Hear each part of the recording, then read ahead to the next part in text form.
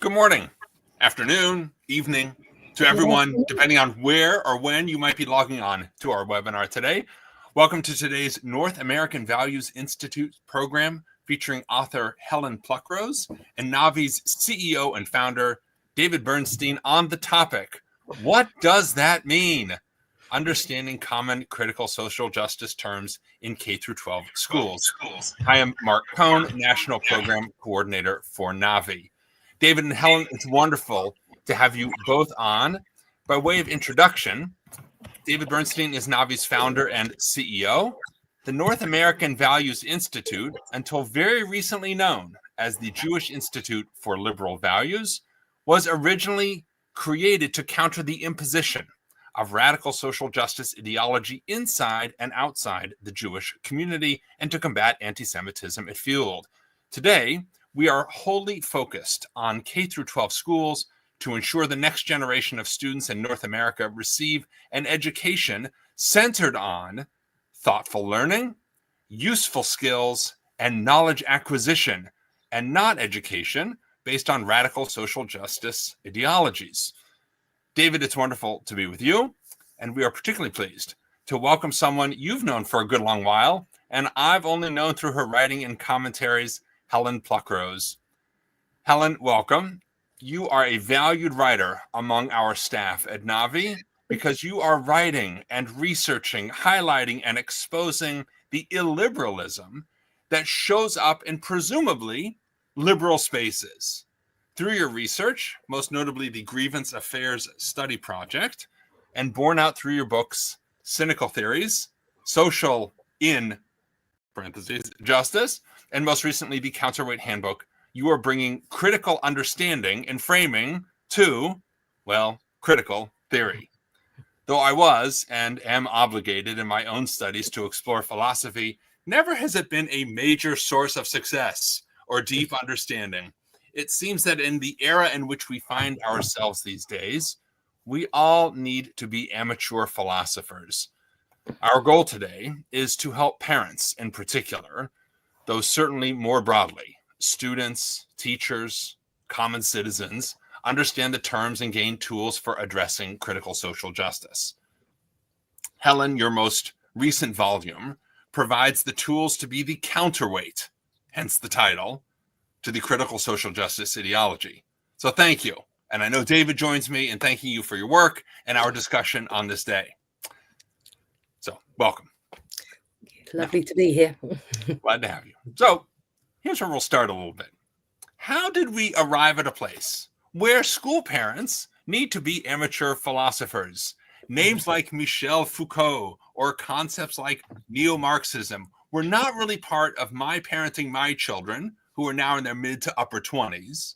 But something happened in the last 5+ years that has necessitated a rapid growth of understanding this word critical. Critical thinking, as we understand it, does not necessarily equal critical thinking according to activist educators. So for parents who are worried about kids being indoctrinated, how did this happen? And what do we do next? That's just a nice little question to start us off. But it's what is this word critical? If you'll take that, please. The word critical. Okay, so in this, that's a little bit easier because obviously I had to write a whole book about how we got here because it's so multifaceted. But the term critical, as you point out, is very much to do with that we've got the normal understanding of critical, meaning to feel negatively about. Then we've got the idea of critical thinking, which is probably best understood as the opposite of uncritical. You're skeptical, you're questioning, you want to think things through carefully. And then you've got the critical tradition, which is rooted in Marxism, and Marx said criticize all the things that exist. But of course, then it's come through sort of post-Marxist social philosophers into postmodern theory, into what we now call critical social justice theory. So it's a long way off, but essentially it means we assume all of these very specific systems of power and privilege and injustice to be running through everything. We start with that conclusion and then we try to find evidence for it. That's what it means in practice anyway. It comes from critical consciousness, which means having the awareness to see these systems of injustice. Great. So if jump in, or David, if you wanted to jump in on anything. Yeah, let me jump in. It's interesting. I one time found myself in a sort of online debate with a professor who's obviously very grounded in this critical thinking, and we're talking about critical consciousness, and we're talking about critical thinking. And my own understanding of critical thinking is objective analysis, the skills which we try to impart to kids so they can look at a variety of points of views and come out with their own opinion, but a thoughtful opinion rooted in evidence and the like. And I realized as we were talking, when her definition of critical thinking was completely different than mine. And in other words, for her, when she was teaching critical thinking, as she insisted she was doing, she was actually teaching kids to understand the hidden systems of oppression that abound. And so one thing I would urge parents to be well aware of is that when you hear a school talk about critical thinking, ask what they mean by it, because they may mean critical thinking in the critical theory sense and not as what we usually consider critical thinking skills. Yeah. There's actually a very good paper on this, which is quite easy to read. It's called Privilege Preserving Epistemic Pushback. And I think it's Alison Bailey, the philosopher in there, she talks about how critical thinking is about epistemic adequacy. It's about evidence, it's about reason, it's about making sure you have good grounds for what you're arguing and you're reasoning correctly from your premises. That is not what critical pedagogy is how she says it. This is less about discovering what is true and making people think more in terms of these systems of power and privilege and how to see them and strive for social justice. Well, that is where we find ourselves, and setting up these binaries of kind of the privileged and the marginalized, or the oppressed and the oppressor. We see that showing up, and it repeats in various terms. You mentioned in your book, Helen, and we have on our NAVI Values website, these terms that people need to know. So I'm going to grab some terms that we share in our research that we've been doing and that are in your book. And then we're going to look at a few terms that show up that are not in your book, but are in some of ours and that we're watching in particular. So let's just start with anti-racism. Right, well known by Ibram Kendi, who comes up with this idea that either you are a racist or you are an anti-racist. Why is that a faulty binary? That's Kendi is, of course, very influential. He's slightly different from a lot of the other critical social justice activists because he doesn't really take the postmodern route. But his approach, when he's putting this up, it is it's either you're either with us or against us. You're either using this, you're either seeing things through this lens of systemic racism, which must be really the explanation for everything. We can't consider any other options. And if you're not, then you are supporting or endorsing racist policies. So there isn't anything in the middle where you can be not racist, you can be consistently opposed to racism, and so this idea of that very specific, because I would urge people not to always assume that anti-racist is going to mean this kind of approach, in the same way that, the tendency with the critical social justice is to use terms that most people would agree with. I am anti-racism. I am anti-fascism. I'm not a member of the Antifa. I'm not a supporter of Ibram X. Kendi. I support social justice. I'm not a critical social justice activist. So they use these terms, and I would urge any parents out there to avoid, even though you know what these terms mean, and they refer to a particular ideology, to try to avoid saying, I don't agree with anti-racism, or I don't agree with social justice, and instead saying, I don't think that this approach is the best one to anti-racism, because that will then get you into the conversation and prevent you from being shut down immediately. Can I add to that, Mark? It's like a sort of a practical way how this shows up often. My kid's school was going through an anti-racism audit about a year and a half ago, the whole entire school system, 100,000 kids in the school system. And during one of the seminars that they were putting on the new anti-racism audit, there was a head of DEI who explained why anti-racism is the fundamental approach they're taking to achievement gaps among different groups. And he said, if one doesn't accept the idea that disparity in and of itself, in other words, the achievement gap in and of itself is proof of systemic racism, then what you are basically saying is that there's something wrong with Black people or Black kids. In other words, he's offering a single explanation for these disparities. And he's saying that any other explanation that one could come up with, and one can come up with explanations, and maybe we could talk about that, automatically means you're a racist. And I think this is a trap that people often fall for in the discourse. They don't want to offer up anything in alternative, maybe because they haven't thought it through, or maybe because they're worried about being called the name. But I do think that that's how you're likely to face it at a school board meeting or at a meeting with a superintendent and the like. Anything you can do to actually sort of get yourself out of that situation, rather than trying. A lot of people make the mistake of trying to argue on its own terms, when the best thing to do is to say, I understand that particular approach to anti-racism and I support your right to it. I have a different approach, which is rooted in the liberal tradition, which is rooted in a conservative position, which is rooted in Christianity, Judaism, whatever. So you've got, whatever it is, and then say, how can we work together to do this? If you're then pushing the person to either say, okay, we can work together to do this, or making them actually say, well, you can't, you have to pretend to believe this. We find a lot of employers and in schools and elsewhere will not want to literally say, you can't come from your liberal, libertarian, conservative, Marxist or Christian, whatever worldview. They'll want to say that they won't want to say, you must believe in this. So trying to sort of push it to that level. So can I be anti-racist from my own ethical framework? One of the things that I liked in your book, in the Counterweight Handbook, Helen, is you tell people, okay, so you don't like this ideology, write it down for yourself as to why, because otherwise there is this idea, like you said, David, that you get stuck in a trap where, oh, you don't agree with me? Oh, that's exactly proof positive that you're a racist or you're transphobic or whatever that is.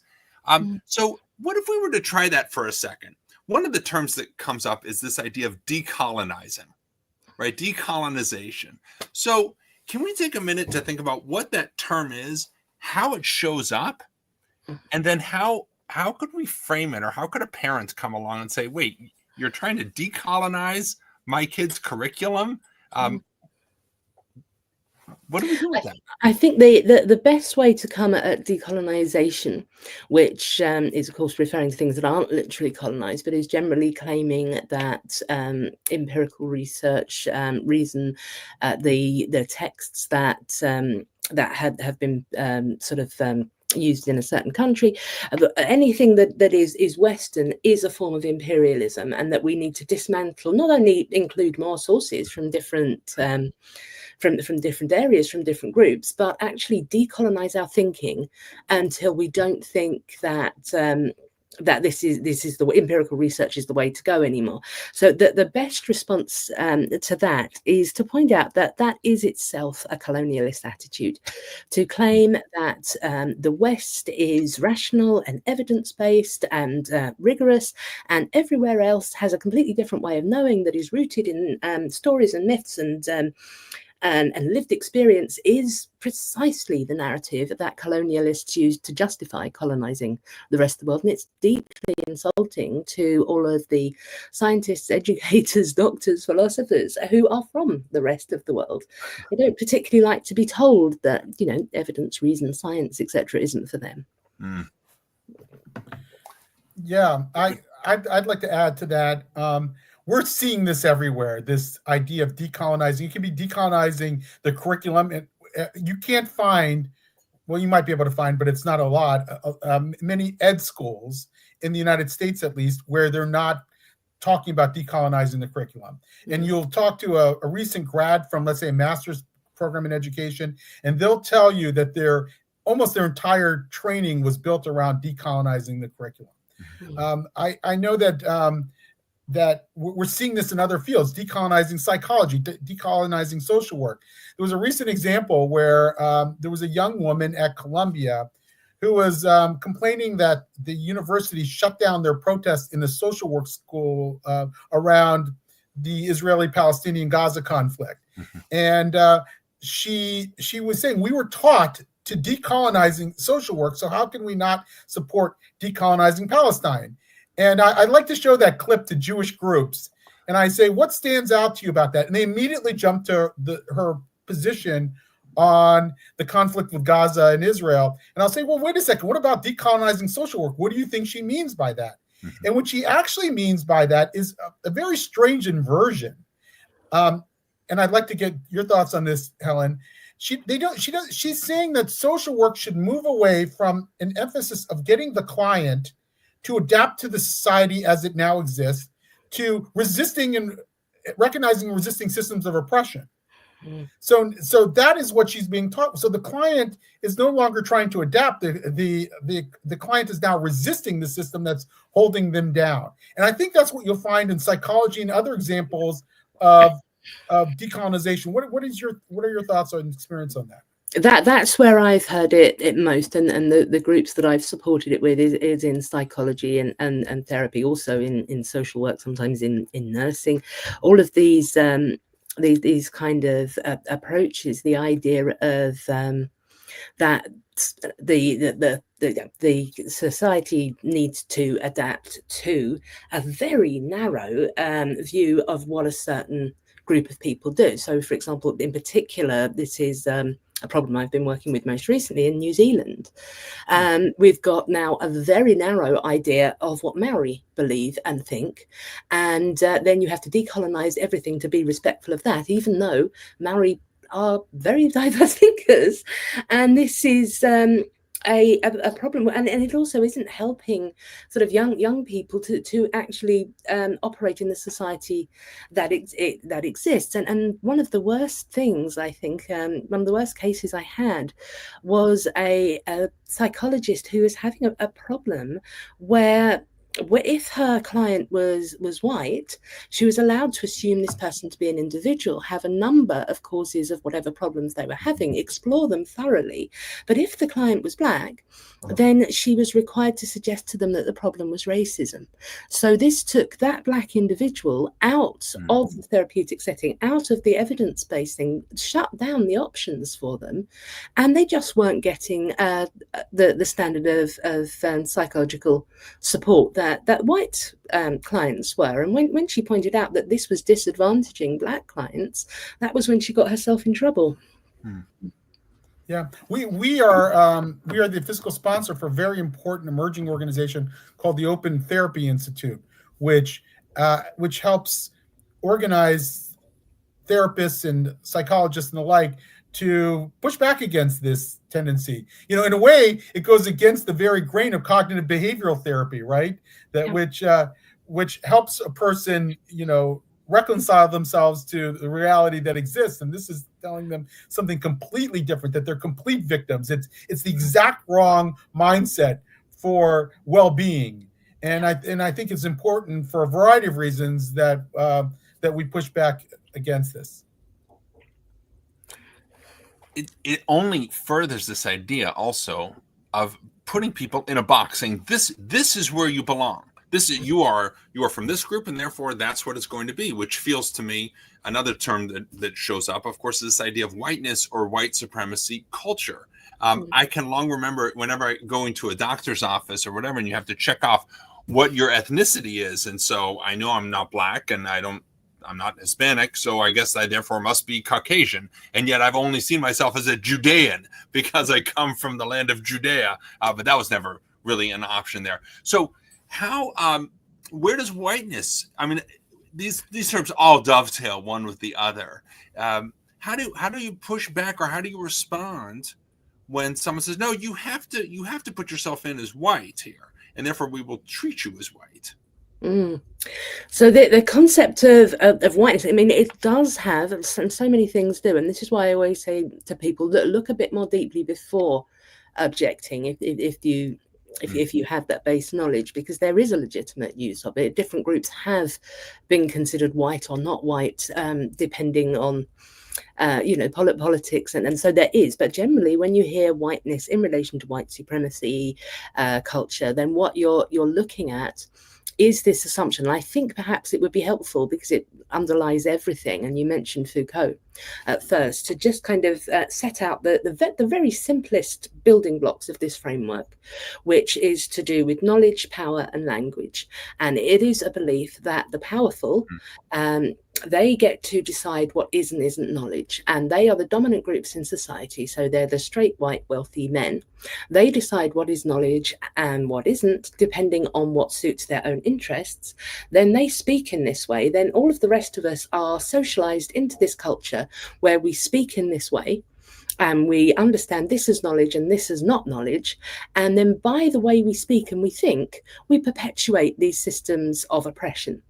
So this is where the idea of whiteness comes in. If you have been socialized as white, if you are recognized as white, you have no choice but to have bought into a system of whiteness where you believe that you are superior. You will have negative assumptions about people of racial minority. You may not be aware of them. They're in your unconscious mind, but it's like being an alcoholic. In order to address a problem, you first have to admit you have it. So people are forced to affirm their whiteness, their beliefs in white supremacy.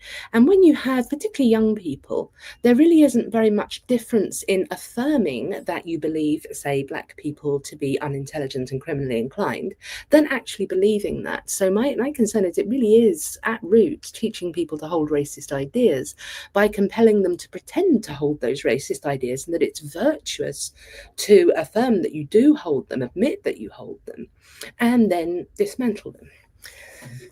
Can I also chime in on this? I think I appreciate Helen's remarks, and I think we're seeing a lot of this in K-12 settings. It's often called white supremacy culture, and it was it is an outgrowth of this entire ideology that we've been talking about. This article that has been posted up there by Matthew Iglesias is called Tim Oken's White Supremacy Culture Work is Bad, which really says it all. You're seeing this in school systems around the United States. The National Education Association, the largest teachers union in the United States, is actively promoting white supremacy culture framework. Now, what is it teaching? It's teaching that that norms like being prompt or being a perfectionist or even being objective is a white supremacy value. And now you think, okay, that's crazy. No one really believes that. Or, maybe this is something taught in a school here or there. I am telling you that my kid's school system, which is a very large one, uses it as a fundamental sort of DEI pedagogy right now. And teachers are being taught this and are being mandated to teach this in the classroom. And it is really an official doctrine of the school system. Yeah. Now, in addition to whatever else what Helen said about this, I believe that minority parents should be especially offended by this, that somehow their children are being taught that values that are going to help them succeed, like being on time or being a perfectionist or being objective, are the values of white supremacy. They should be very worried that their kids are learning that. That, I think, is quite problematic. And it's something that we should probably form coalitions with other groups to oppose. Well, it is, and this is what I found repeatedly, because when I worked with Counterweight, obviously we had people coming in all the time. We did some sort of measurements of things, and what we found, particularly in the UK, where a lot of these ideas they don't work in the US, but they work even less well in the UK, because most of the black Brits have been recruited from Nigeria or other sort of African countries, or have come earlier from Caribbean countries. And there's a large proportion of children of professionals who really have very, very high standards. They're quite sort of socially conservative, sort of much stricter in a lot of ways than white British parents. And so, hearing actually we don't believe in hard work. What? I just spent 10 years in university. My parents made me do all these after school classes. What are you talking about? So it really is very offensive. And we found one month we had 60% of the people who were complaining about anti-racist training. No, sorry, 40% of the people who were complaining about anti-racist training were black in Britain, when only 4%. The same is true in America. It's not such an overrepresentation, but black Americans are certainly more than 13%. I'd say sort of good 20% of Americans who have been complaining about anti-racist training have been black. So that's sort of overrepresented, and it's precisely that. It's this deeply insulting belief, and all the things you mentioned, but also grammar. This was happening in one school, that using the kind of formal language that we teach students to use if they're going to go on to university, if they're going to write reports, if they're going to write academic papers, is actually racist, and that you shouldn't be required to do this if you are black. So we had some parents having a real problem with that, and of course they would.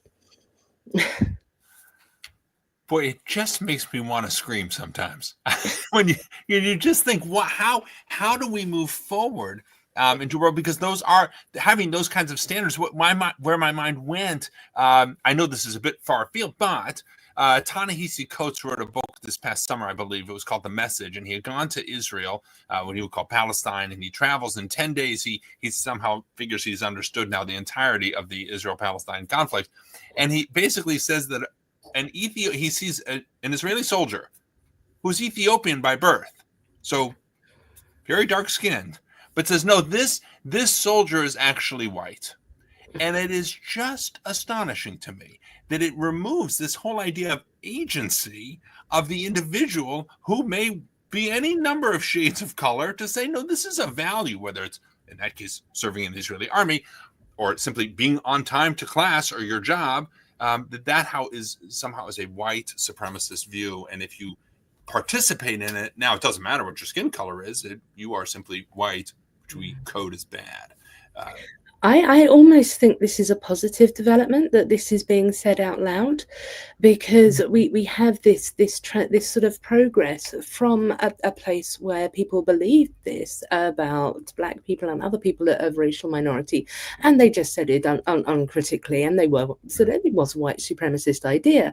And then as we've moved into the liberal approach, which is that everybody is an individual, everybody has the same ability to choose to work hard, they have the same ability to succeed, provided they're given those opportunities. We don't make assumptions about how somebody thinks, what they believe, because of their skin color. This was the liberal individual approach. And then we've had the critical social justice approach, which has come in and said, well, very explicitly, that's one of the tenets of critical race theory, is that liberalism has failed by taking this approach, and that we actually need to have this strategic essentialism where we accept that these groups are different, and then we're kind of recreating those that binary again. And it's clearest in the decolonized movement, where you're just you have that view that white Western people are all rational and scientific, and everybody else is all spiritual and emotive, and that makes white people superior. Then you have liberalism that comes and said, no, anybody can choose to be a scientist. They can choose to go with evidence or reason, or they can choose not to, and that doesn't matter what their race is. And then you have the critical social justice coming in and saying, no, actually, back to the plan. This is what how white people think. This is how black or South Asian people think. But now this way is good and this way is bad. So you can just see how regressive that is. It's repeating the same patterns and reversing it, rather than, as they claim to be doing, dismantling them. Mm-hmm. So keep on, and I should have mentioned earlier for our viewers who are watching, if you want to drop a chat or a question into our comment section, that is available to you. We'll be monitoring that. If you have a question or comment that you want to drop in, please feel free to do so. I want to pull up an image that a lot of folks may well have seen, and I want to get to the topic of equity in this word. And there's an often shown picture of 3 children who are looking at a baseball game, and they're all on crates. Now, the picture shows, and it has equality, has everyone on the same size crate. Now, the 3 children are different sized. So the tallest boy, he can see very clearly because he's on his crate and he can see over the fence to watch the baseball game. The middle-sized boy, he's on his crate, he can see over the fence and he can see, but the smallest child who's there, even on a crate, is unable to see over the fence. That is deemed as equality. The next frame over is what equity looks like. Equity looks like taking the crate away from the tallest boy because he actually didn't need it. He can still see over the fence to watch the baseball game. You leave the single crate for the one boy who does indeed need a crate, but for the smallest boy, you give him 2 crates and now he can see over the fence. That's what equity looks like. So all the kids can see the game. Of course, in my critical thinking mind, I'm thinking about the people who actually paid to sit in the seats of the game in the stadium. And that actually seems like a social injustice, Helen, that you might call, because I paid for my seat. These people over here, they're watching the game for free. What am I doing over here? So, well, I think you have yes. While this is another way to read that image, please. I think that, because I do think that that idea of equity, that's the one that's difficult, because of course we can all generally support genuine versions of diversity and inclusion. We want to be inclusive of diverse range of people with a diverse range of ideas. That's very easily done. But with equity, then this one seems much more problematic to have a liberal version of it. But of course there is, and this is where the kind of Motte Bailey move can happen, because we would all, I expect, see it as perfectly reasonable that all students are required to use the stairs. However, if you are a wheelchair user, then you get a key to the lift, so elevator. So this is then you're treating this child differently, giving them a privilege that you're not giving to the others because they need it. And so in this image, let's say that this wasn't a sort of illegal action, but a perfectly legal one, then that would be a worthwhile. If you're a man and you lift a woman's suitcase up into the thing there, you're helping her because she's a woman, but this is because you are stronger. There is a material lack there. But when they then put equity onto these systems of power and privilege, and the assumptions are there that I will be disadvantaged because I'm a woman, somebody else will be disadvantaged because they're black, and we just have to accept this as true, not look any deeper into it, not consider issues like class, issues like what your first language is, things that really can be a material lack. Then we're making policies based on ideological assumptions which are very blanket and don't work. We know they don't work. What it ends up doing, a lot of these programs, is benefiting women and black people and Hispanics who are already sort of middle class, well educated, didn't actually need a boost with social mobility, and doing absolutely nothing for the sort of poorest people who did. Let me add to that. By the way, there's a hilarious spoof of this cartoon which says, equity in theory and equity in action, I believe. And in equity in action, it shows those same 3 kids with their legs cut off, none of whom can actually look over the fence because they've all been sort of brought down by the equity regime. If it doesn't work for everyone, then it works for none. I've encountered equity in 2 senses of the term. One is what I'll call explanatory. In other words, it's the Ibram-X. view that if there's any disparity among groups, that means that it's racism or discrimination. That's the explanation equity.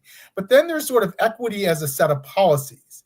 And that's where you'll see, particularly K-12 schools, where they say, okay, what we have to do now is make sure that there's almost perfect representation of each group by virtue of their proportionality in society. So there should be 13% Black kids in the AP class, and if there's not, that means that that is not an equitable setting, right? Mm-hmm. And so either you're going to get rid of the AP class because you can't quite pull it off, or you're going to bring kids who probably are not quite ready for that class very often. Mm-hmm. Now, if it's just a matter of making sure that you've done your best and to make sure that young Black kids are in that class, and you're going to have to try a little harder, I have no objection to that at all. But that's not what's happening very often.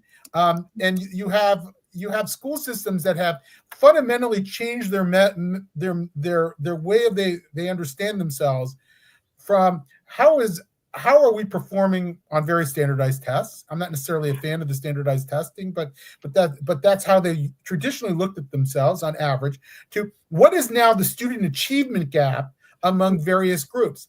And so if you're no longer measuring how all kids are doing in the classroom, and now you're just measuring the achievement gap, you may actually get rid of programs that are helping certain people because they're not being represented in proportion to their size. So it may mean that you're going to cut out the magnet school because you're not able to get the number of minorities proportionate to their representation in society. And I think that's what we're seeing in a lot of settings. And I think that doesn't help schools actually make sure that they're all kids are performing. And it probably hurts marginalized kids, minority kids, more than it does the rest of the school. And that's the thing, because you're not then looking at a reason why this disparity exists. You're assuming that you already know. So for here in the UK, we have different stats, and it is white working class boys who are doing least well.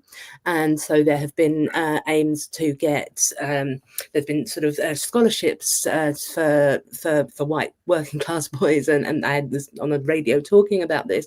But the explanation for why this is again because an awful lot of the Black kids are the children of doctors, engineers, scientists who have been recruited from the creme de la creme of countries like Nigeria, whereas the sort of white working class kids are representative of everybody, and they actually measure the same when you break things down as the Caribbean kids. So it does not appear that there is a systemic problem there. It appears that there's a selection bias. So if you wanted, if there was a problem, and we actually had one company in San Francisco do this, where if you want to see why are there no Black people in tech, that was what they were thinking. They have just having no a real sort of under-representation of Black people in tech. You had a proper sort of equity sort of DEI sort of program looking at this was finding that issues like overcrowding in a home,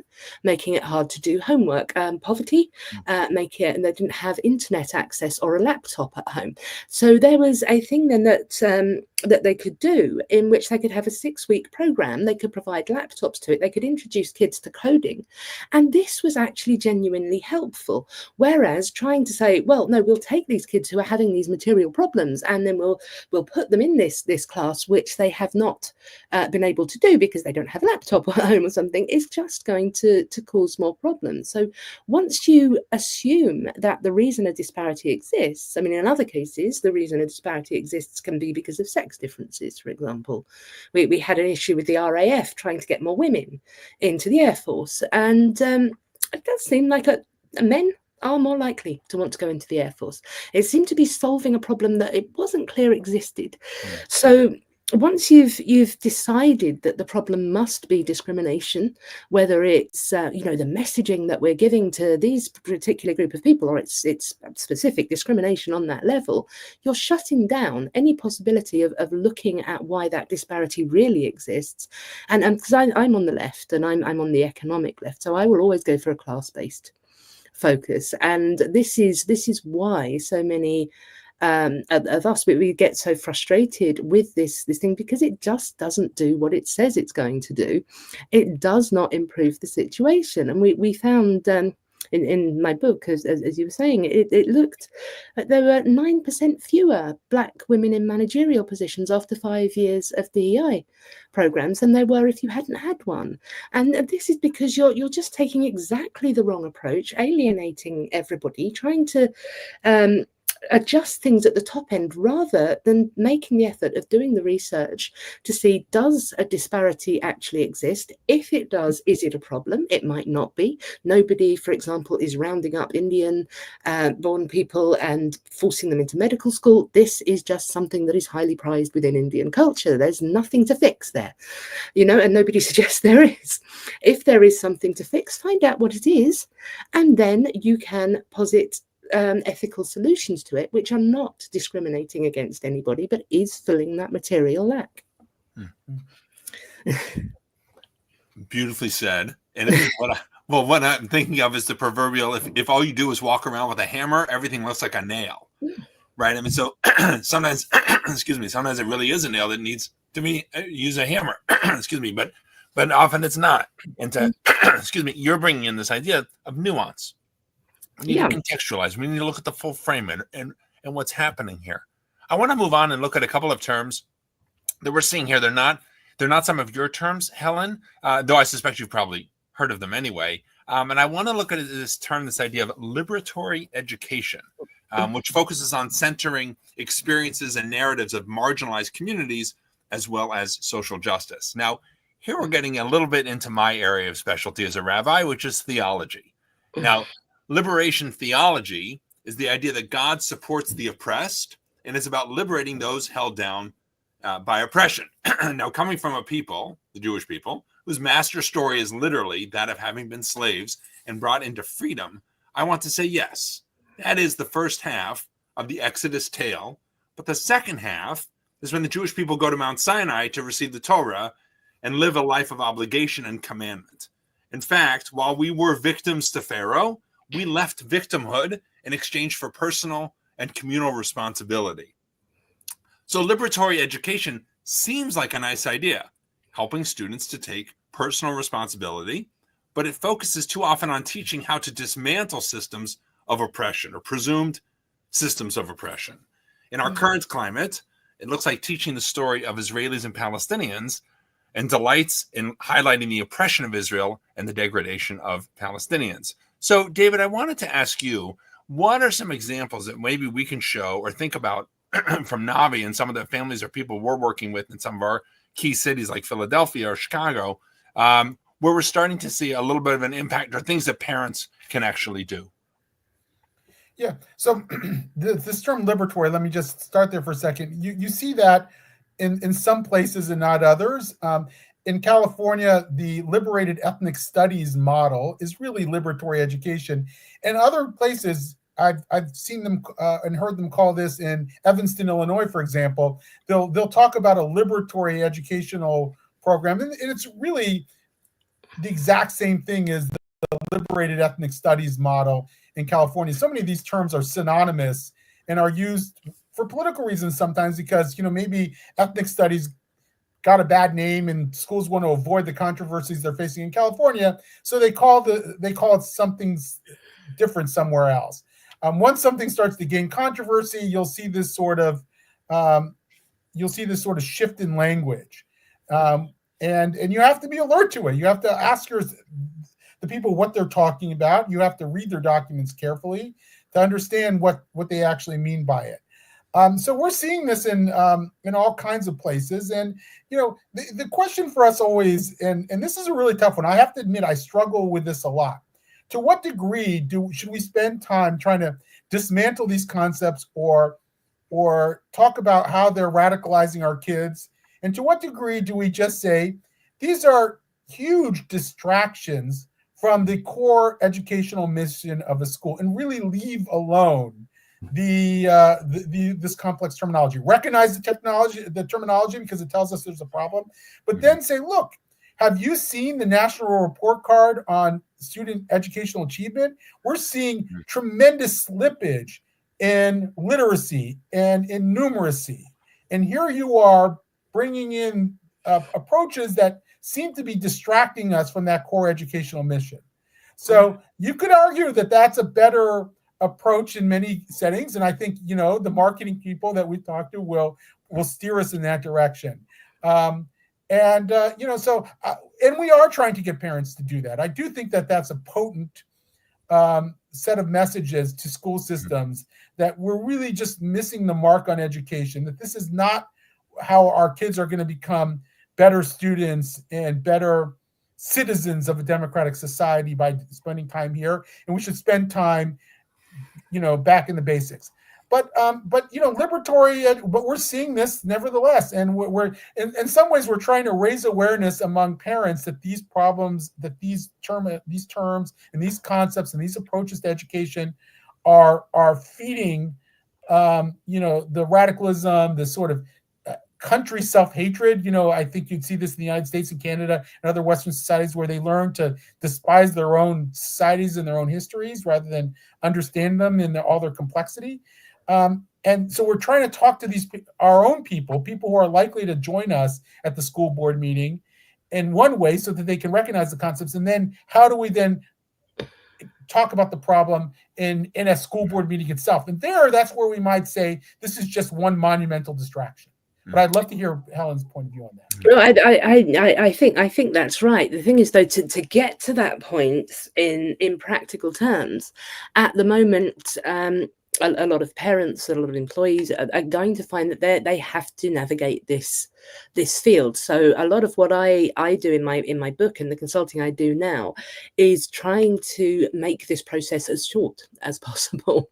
So, and this is what I was saying before when I said, don't get into the weeds of this language there and then start arguing, well, no, this isn't racist and this is racist and this isn't inclusive and this isn't diverse, but actually just when you're going in, if you're facing a diversity, equity and inclusion problem, which is critical social justice based, and it's affecting your child's education, then you are likely, if you say, look, this is a distraction, my child is falling behind with reading, can we please focus? That is certainly one very important point that you need to make, but you may have to get some of this language out of the way in the first place. So whereas in Cynical Theories, I broke it all down and helped people to have quite a sort of in-depth conversation, in the Counterweight Handbook, it's, okay, so this is the basics of what this means, and this is how you can cut through it in the best way that you can, and that is by saying, yes, I do support the inclusion of diverse peoples, diverse political, religious, philosophical worldviews. I don't think that this one approach that you are using is helpful. How can we make sure that we are genuinely inclusive and of genuinely diverse views, and then just try to bring it back out if you're having this conversation, not getting into arguing with the systems and the theories themselves, because they've all got built into them ways to discover that arguing with them is actually proof of them, but coming out of it and actually being able to say, yes, I understand that you hold these views, and I understand this framework quite well. I don't have that framework. I have a different one. My child has a different one. In fact, the majority of Americans have a different one if you look at the statistics. So how do we make sure that we have a broader view that actually is inclusive of diverse views? And this is often, because often people who really want to take a more radical stance can be critical of me, saying, well, you're arguing and you're negotiating, and what I'm doing is I'm trying to get them to accept that other views exist, or to say, no, other view, you cannot have these other views, you must do this, in which case you're then in a position where you can, depending on what country you live in and what the policies are there, actually say, well, this is illegal, and take action against it. So I think, the temptation, those two temptations, I think often in practice to achieve anything need to be avoided, and that one of them is getting lost in the weeds of arguing with the theories, and the other one is saying, look, this whole sort of DEI, liberatory education, critical framework is beside the point, and I'm not having anything to do with it. And instead a more sort of simple down the middle thing, saying, yes, these ideas exist, so do other ideas, we are an inclusive, diverse group. How do we go forward and actually achieve things? And how, in the case of when we're looking at the K-12, how do we make sure that our kids know how to read and write and just understand the basics of history before we start getting into literally weeds that we shouldn't be in many ways, as it were. Go ahead, please, Helen.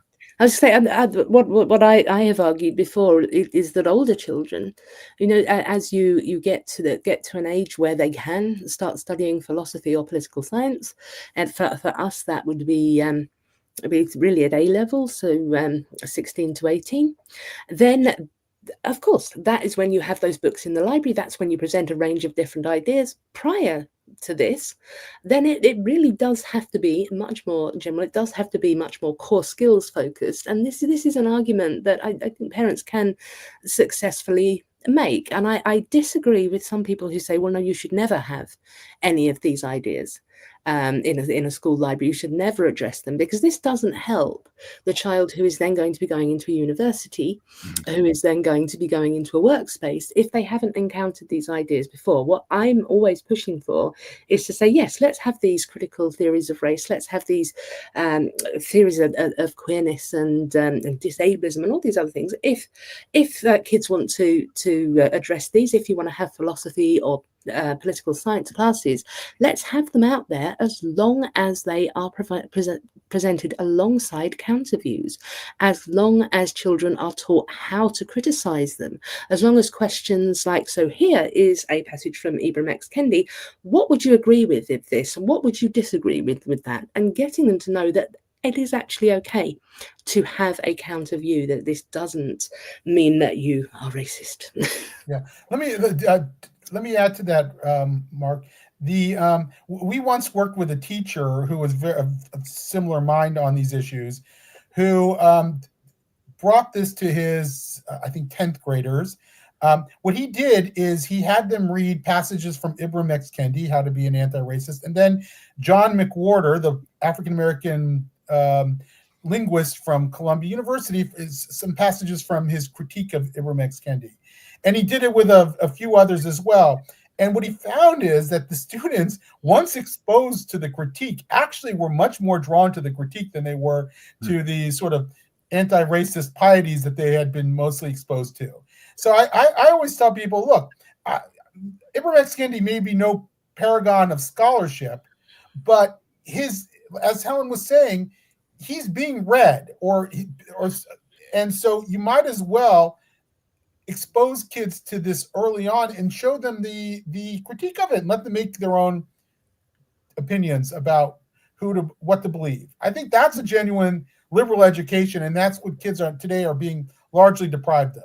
Yes, and that's something I'm going to be talking about next week, so I won't say too much about it. But this is something that worries me with the sort of DEI policies, which are, because when it comes to critical social justice, you can either sort of ban the ideas or you can ban the authoritarianism.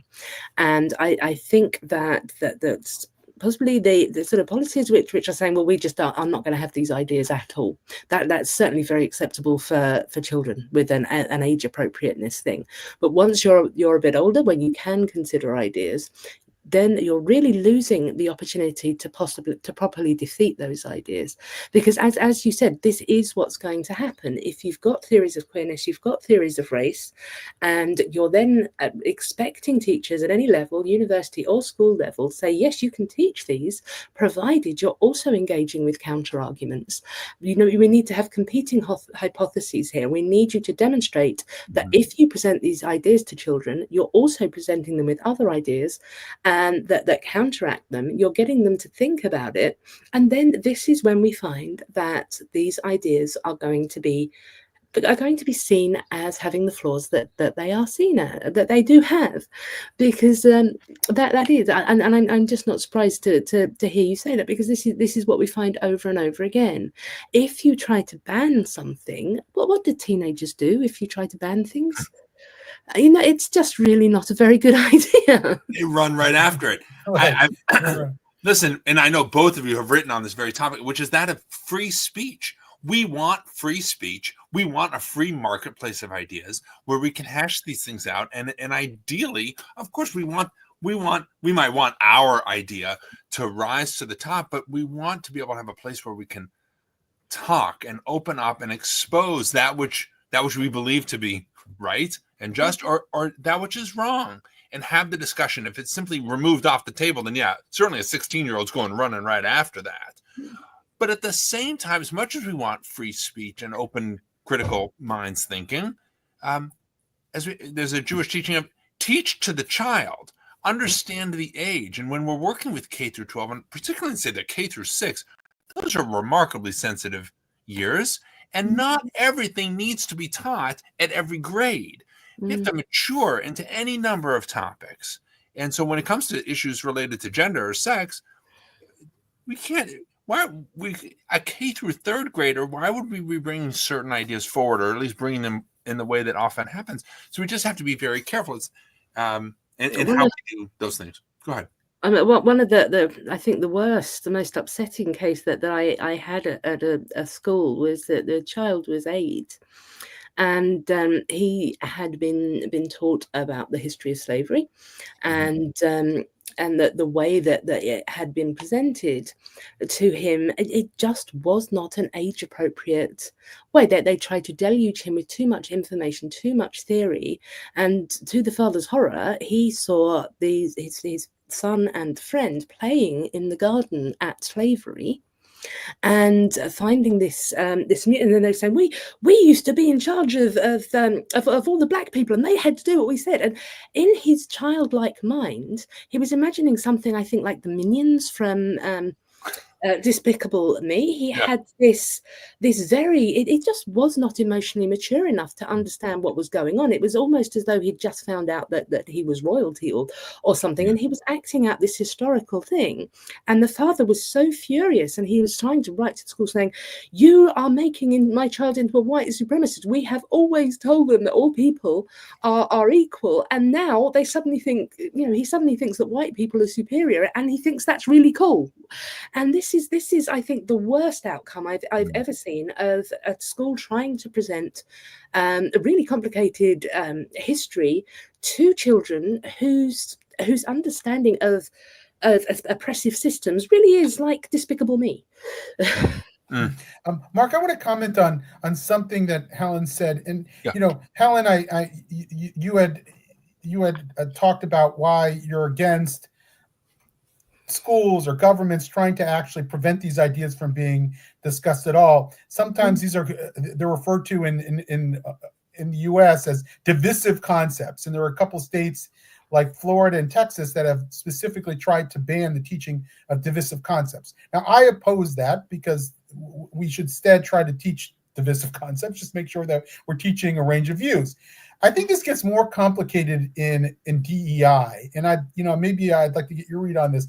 DEI often exists in these large bureaucracies. I think the University of Michigan, for example, spends something like $300 million a year on its diversity, equity, inclusion programs, and there are specific people that they've hired to run these DEI programs, and those people are ideologically inclined. So it would be hard for me to imagine us saying, look, we believe in diversity. We just want diversity of opinion to be added to the mix, and we want to create a more harmonious campus. So therefore, we're gonna change the paradigm from sort of the racialized affinity groups to something completely different, in which we encourage cooperation. Things that we'd all, I think, be in favor of. It's almost impossible for me to imagine that working in practice. I mean, I'd like it to happen, but I just don't see that happening because of the bureaucracies that run it right now. Yeah, I think that this is a very important point to make. When we're trying to address a problem that has sort of really got ingrained into all levels of society, then we're looking on 3 levels. We're looking at on a legal level, on an institutional level, and on a personal level. So, and these need to work together. If there is, if there are policies which are breaking the law, for everybody being created equal and having the same right to life, liberty, and the pursuit of happiness, then there needs to be protection of the individuals who are being affected by that. When you have got institutions which have then sort of put into their frameworks all of these very difficult, very sort of intricate policies which are now kind of winding through everything, then you need people within those institutions to actually focus on that specifically. Elizabeth Spivak, the psychologist, who I think you know, David, she's been addressing this, how difficult it will be to actually unthread all of these commitments that are within administrative policies now. So that is a problem on its own, and I support any organization that is addressing that. What I am helping people with is on that social and individual level. So there are times when you can negotiate, you can talk, you can affect change, and we've actually been very successful in doing that when it's the culture of a policy, when it's not sort of deeply ingrained. But there are other times where you need institutional reform and you need legal protections. So not confusing those three is important, but also, like when we were working with Counterweight, then we also had lawyers who that we would talk to, who would tell us if a case had reached something that they could deal with. We also had people focusing on specific institutions that we could refer people to. So these three approaches, we all need people focusing on each one of them, and we need them working together. If you're trying to fix the law individually or individually or individuals institutionally, everything's going to go wrong. So listen, I'm mindful of the time. Our hour, not surprisingly, went very quickly by. I do want to drop a quick question in. Mika Hackner, who's our senior research associate, has dropped in this question here, Helen. She writes, this is the ideal scenario. Teachers who present balanced presentations of arguments and counter arguments, but what do we do about teachers who see themselves as activists and bring these ideas into the classroom, not with the goal of critical analysis? I think we just have to say no. There's no sort of alternative to this. And one thing that I've been sort of looking at is how are we going to do this? Because when it's a case, a teacher was suspended, I think rightly in this case, because she had taught children, very young children, this book, My Shadow is Purple, which looked at, which claimed gender identity to be a thing, and really made the blue shadows all about stereotypes connected to boys. It was about sport, and then pink ones was all about makeup and pink things and girly things, and if you like this, you're a boy, and if you like that, you're a girl.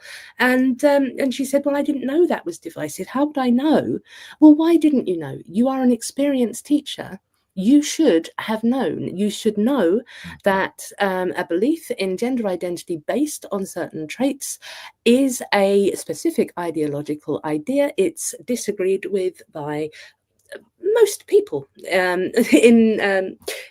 from a perspective of gender critical feminists, of liberals who focus on the individual, from religious believers. There's so many people that you should have known this is not what they are teaching their children at home, and what they have a legal right not to teach their children at home. So if you genuinely, she was a mature teacher, so I was skeptical that she actually didn't know that this was a specific ideological idea.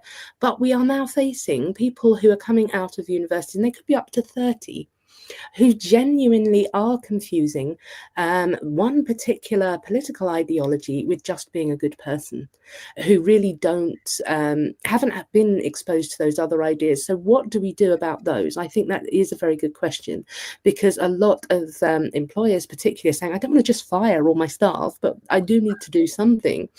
So I think we have to find a way to catch those people, and they will include teachers. And I'm sort of developing the idea of a cultural competence, which is actually about different political ideas. And this was before the DEI approach. And where cultural competence is very, very good, I think, is that I've had it as with my work in social care with the elderly. It's you are just told what other ideas, beliefs you are likely to encounter when you go out into society. So I learned, for example, how to help a Jewish or a Muslim person with dementia cook according to kosher or halal. No, so this is a thing where it's a very practical thing. I didn't have to become Jewish or Muslim. I didn't have to affirm any of those beliefs. I had to understand that they existed. I had to respect that other people held them, and I had to then apply this appropriately in my work. And I really think something like this, when it comes to political ideas, because we can't have teachers saying, well, I didn't know that it was that most people don't believe that all white people are racist or something. Well, you should do. So I think some kind of thing like this that will catch the people who genuinely haven't been exposed to other ideas, give them the appropriate training that they need to know that a variety of ideas exist in society. The parents or the families of your children will hold them. As a teacher, you have a responsibility to make sure you're not pushing any one on anybody. And it will also give no plausible deniability to any teacher who knows very well that this is an ideological view, but wants to claim that they don't. Yeah. I'll just add one thing, that there are certain things that are true. I've learned from Helen, for example, that there's a proper way of making tea, and there are improper ways of making tea. And as an American who is prone to put almond milk and vanilla sweetener in my tea, I'm just doing it wrong. And so, that yes. Just saying that was a hate crime that should be punishable with a jail sentence. Okay, liberalism and tea, non-overlapping magisteria. Stop it at once. Indeed. I'm glad we could bring some authoritarian opinion, Helen. Exactly. Friends, I think if you're ready to close off, I'll seal us down.